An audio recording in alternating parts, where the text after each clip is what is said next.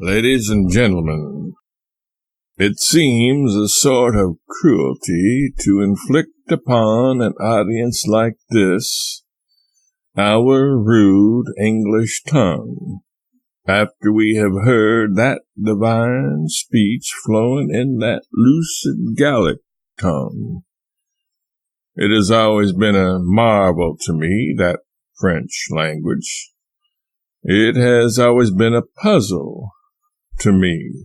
How beautiful that language is. How expressive it seems to be. How full of grace it is. And when it comes from lips like those, how eloquent and how liquid it is. And though I am always deceived, I always think I am going to understand it.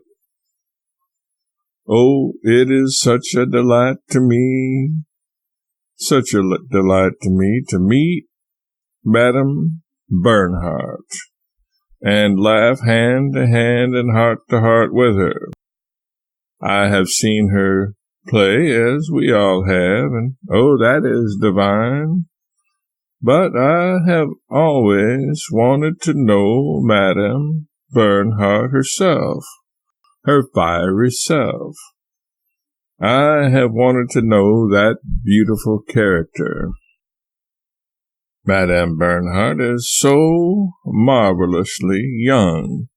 Why, she is the youngest person I ever saw, except myself, for I always feel young when I come in the presence of young people. She and I are two of the youngest people alive. I have a pleasant recollection of an incident so many years ago, when Madame Bernhardt came to Hartford, where I lived, and she was going to play, and the tickets were $3, and there were two lovely women, a widow and her daughter, neighbors of ours. Highly cultivated ladies they were. Their tastes were fine and elevated, but they were very poor, and they said, "Well, we must not spend $6 on a pleasure of the mind, a pleasure of intellect. We must spend it, if it must go at all, to furnish to somebody bread to eat." And so they sorrowed over the fact that they had to give up that great pleasure of seeing Madame Bernhardt.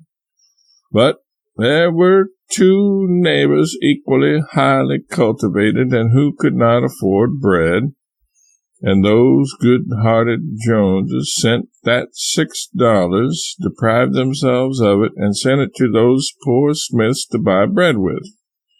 And those Smiths took it and bought tickets with it to see Madame Bernhardt. Oh, yes, some people have tastes and intelligence also. Now, I was going to make a speech. I supposed I was, but I am not. It is late. And so I am going to tell a story. And there is this advantage about a story, anyway, that whatever moral or valuable thing you put into a speech, why, it gets diffused among those involuted sentences, and possibly your audience goes away without finding out what that valuable thing was that you were trying to confer upon it. But, dear me, put the same jewel into a story, and it becomes the keystone of that story, and you are bound to get it. It flashes, it flames, it is the jewel in the toad's head. You don't overlook that. Now, if I am going to talk on such a subject as, for instance, the lost opportunity, the lost opportunity.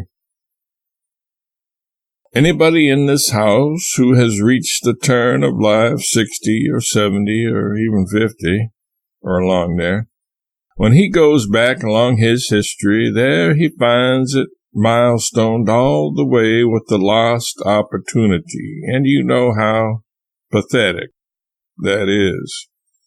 You younger ones cannot know the full pathos that lies in those words, the lost opportunity. But anybody who is old, who has really lived and felt this life, he knows the pathos of the lost opportunity. Now I will tell you a story whose moral is that, whose lesson is that, whose lament is that. I was in a village which is a suburb of New Bedford several years ago. Well, New Bedford is a suburb of Fairhaven, or perhaps it is the other way. In any case, it took both of those towns to make a great center of the great whaling industry of the first half of the 19th century. And I was up there at Fairhaven some years ago with a friend of mine. There was a dedication of a great town hall, a public building, and we were there in the afternoon. This great building was filled, like this great theater, with rejoicing villagers, and my friend and I started down the center aisle. He saw a man standing in that aisle, and he said, "Now, look at that bronzed veteran, at that mahogany-faced man. Now tell me, do you see anything about that man's face that is emotional? Do you see anything about it that suggests that inside that man anywhere there are fires that can be started? Would you ever imagine that that is a human volcano?" "Why, no," I said, "I would not. He looks like a wooden Indian in front of a cigar store." "Very well," said my friend, "I will show you that there is emotion even in that unpromising place. I will just go to that man, and I will just mention in the most casual way an incident in his life. That man is getting along toward 90 years old. He is past 80. I will mention an incident of 50 or 60 years ago. Now, just watch the effect, and it will be so casual that if you don't watch, you won't know when I do say that thing, but you just watch the effect."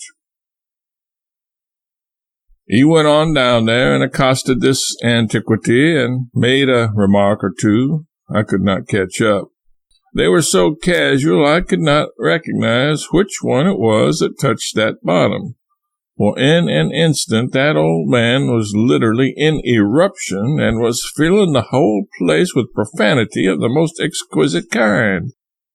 You never heard such accomplished profanity. I never heard it also delivered with such eloquence. I never enjoyed profanity as I enjoyed it then, more than if I had been uttering it myself. There is nothing like listening to an artist, all his passions passing away in lava, smoke, thunder, lightning, and earthquake. Then this friend said to me, "Now I will tell you about that. About 60 years ago, that man was a young fellow of 23 and had just come home from a 3 years whaling voyage. He came into that village of his happy and proud because now, instead of being chief mate, he was going to be master of a whale ship, and he was proud and happy about it. Then he found that there had been a kind of a cold frost come upon that town and the whole region round about. For while he had been away, the Father Matthew temperance excitement had come upon the whole region. Therefore, everybody had taken the pledge. There wasn't anybody for miles and miles around that had not taken the pledge. So you can see what a solitude it was to this young man who was fond of his grog, and he was just an outcast, because when they found he would not join Father Matthew's society, they ostracized him, and he went about that town 3 weeks, day and night, in utter loneliness. the only human being in the whole place who ever took grog, and he had to take it privately. If you don't know what it is to be ostracized, to be shunned by your fellow man, may you never know it. Then he recognized that there was something more valuable in this life than grog, and that is the fellowship of your fellow man. And at last he gave it up, and at 9 o'clock one night he went down to the Father Matthew Temperance Society, and with a broken heart he said, "Put my name down for membership in this society."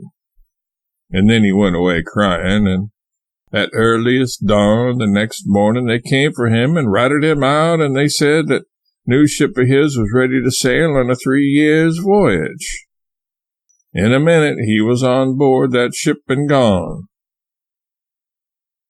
And he said, well, he was not out of sight of that town till he began to repent, but he had made up his mind that he would not take a drink, and so that whole voyage of 3 years was a 3 years' agony to that man, because he saw all the time the mistake he had made. He felt it all through. He had constant reminders of it, because the crew would pass him with their grog, come out on the deck and take it, and there was the torturous smell of it. He went through the whole 3 years of suffering, and at last, coming into port, it was snowy, it was cold. He was stamping through the snow 2 feet deep on the deck and longing to get home, and there was his crew torturing him to the last minute with hot grog. But at last he had his reward. He really did get to shore at last, and jumped and ran and bought a jug and rushed to the society's office and said to the secretary, "Take my name off your membership books and do it right away. I have got a 3 years' thirst on." And the secretary said, "It is not necessary. You were blackballed.